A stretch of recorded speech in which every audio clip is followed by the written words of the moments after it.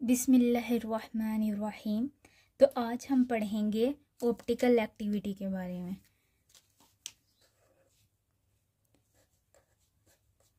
Optical activity. तो optical activity के बारे में आज हम पढ़ेंगे। तो सबसे पहले इसकी डेफिनेशन देख लेते हैं कि ऑप्टिकल एक्टिविटी होता क्या है। Optical activity is a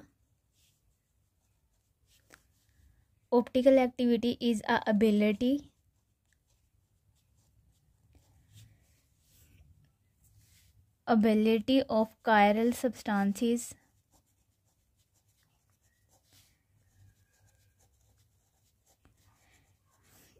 substances to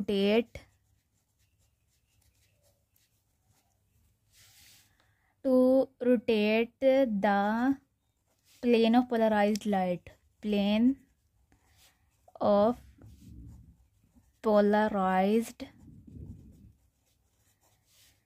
light.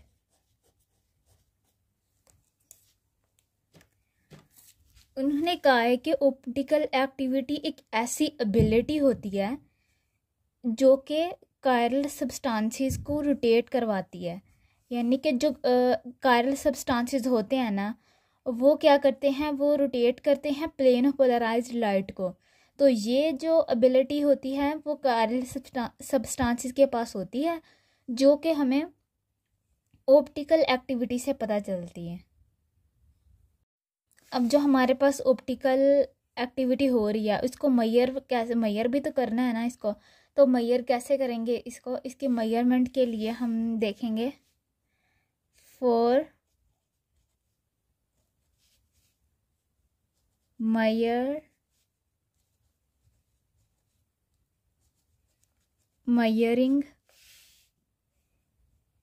we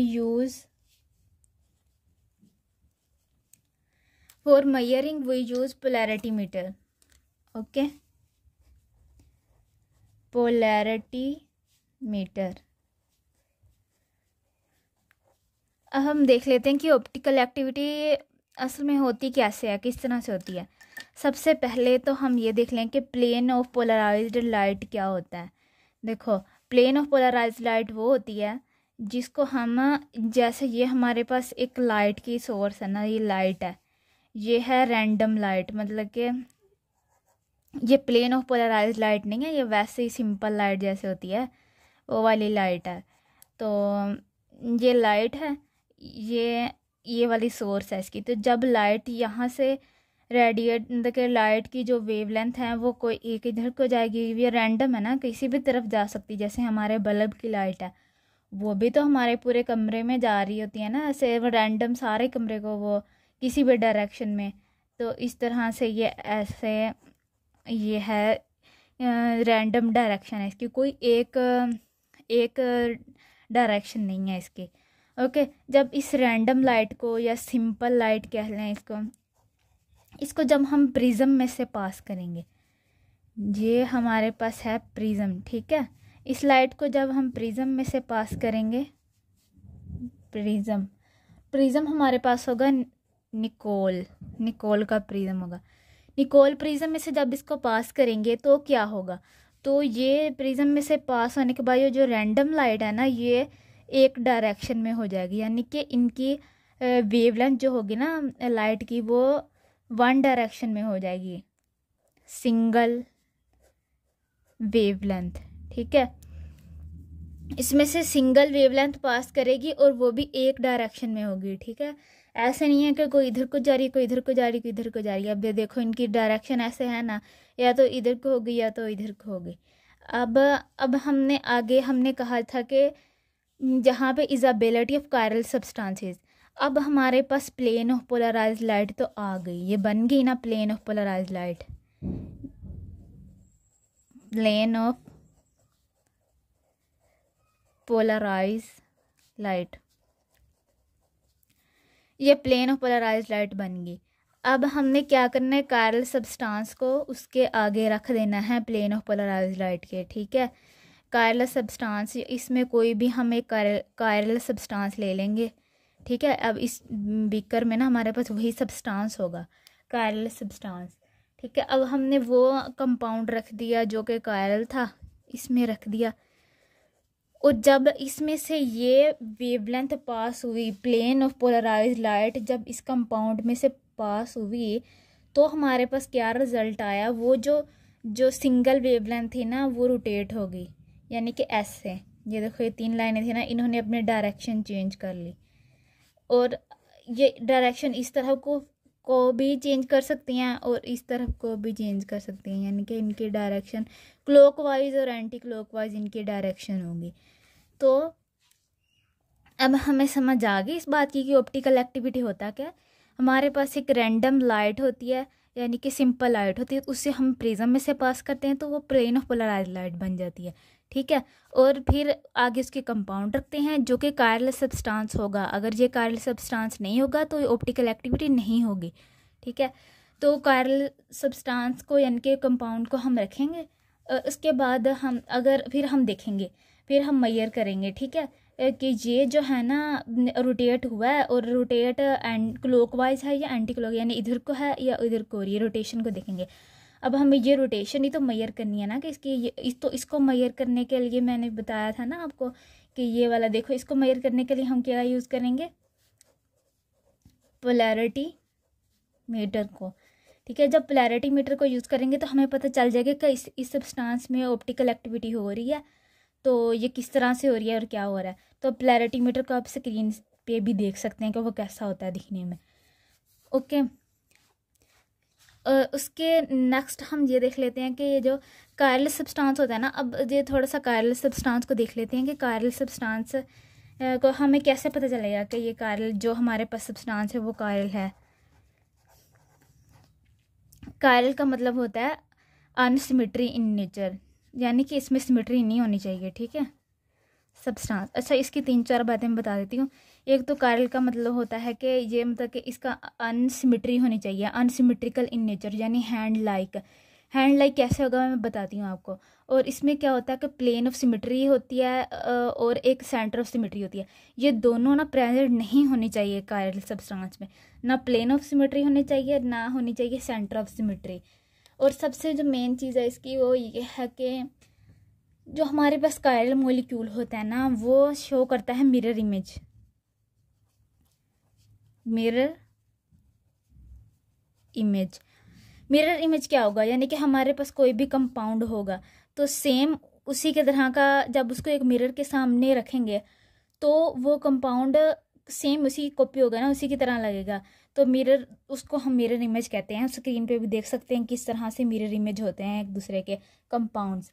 ठीक है, मिरर इमेज होना चाहिए, लेकिन वो कहते हैं कि कायरल जो सब्सटेंस है ना मिरर इमेज तो होंगे, लेकिन उसके साथ साथ वो क्या होना चाहिए, नॉन सुपर इम्पोजेबल होने चाहिए।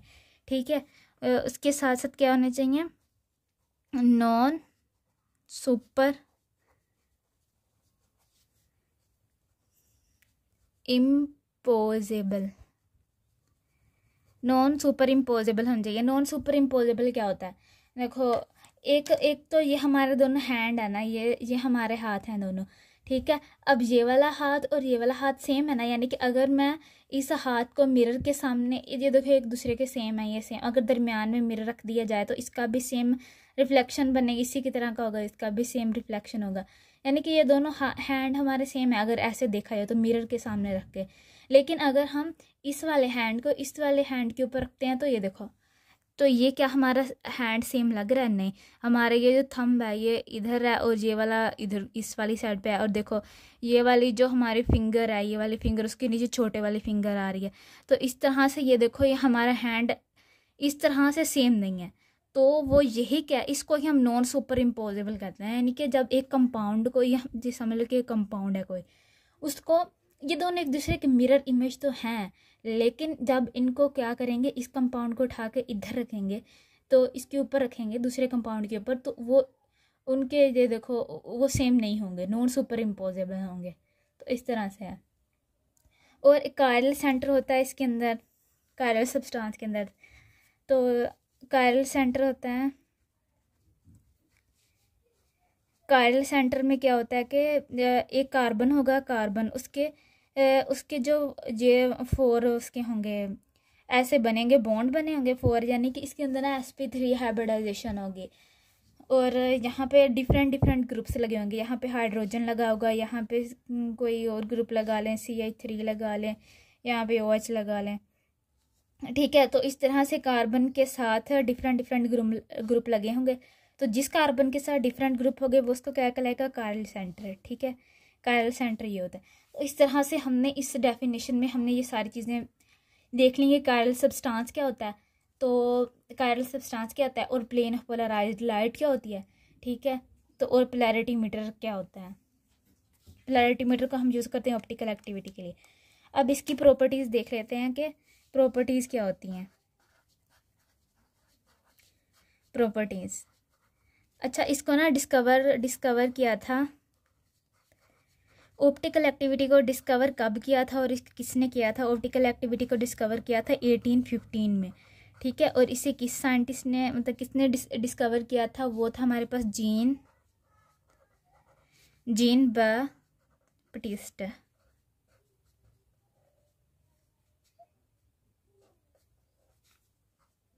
ठीक है। तो डिस्कवर हुआ था 1815 में ऑप्टिकल एक्टिविटी, और जो जीन बाप्टिस्ट ने इसको डिस्कवर किया था। और प्रॉपर्टीज़ जो हैं हमारे पास वो ये हैं कि जो ऑप्टिकल एक्टिविटी होती है वो किस चीज़ पर कंसिस्ट होती है। इट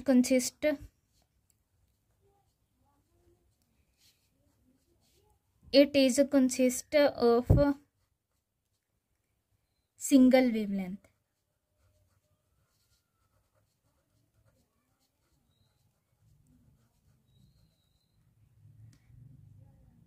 ये देखो, ये सिंगल वेवलेंथ पर, यानी कि सिंगल वेवलेंथ होगी। अब जब यहाँ से 4 5 6 ये 4 5 वेवलेंथ आ रही हैं, जब इसे प्रिज्म में से पास करेंगे तो ये एक सिंगल वेवलेंथ में कन्वर्ट हो जाएगी, यानी 4 5 जो थी वो एक सिंगल वेवलेंथ में कन्वर्ट हो जाएगी। यहाँ पे होगी वेवलेंथ जो होगी, यहाँ पे आगे सिंगल हो जाएगी, तो इसे हम कहेंगे कि ये it is consist of a single wavelength, ठीक है। जो ऑप्टिकल एक्टिविटी में की जो प्रॉपर्टीज़ होती हैं उसमें कंसिस्ट ऑफ सिंगल वेवलेंथ होती है। और जो सेकंड होती है हमारे पास वो होती है कि it is plane polarised.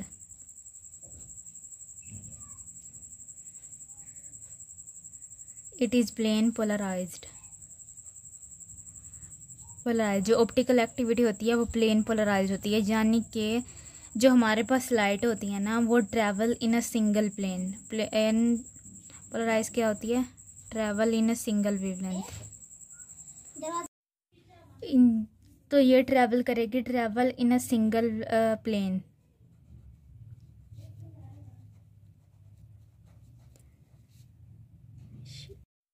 Travel in a single plane, तो यानी कि यहाँ पे सिंगल प्लेन में ट्रैवल करेगी। तो जैसे कि सिंगल वेवलेंथ है और इसका प्लेन भी सिंगल ही होगा।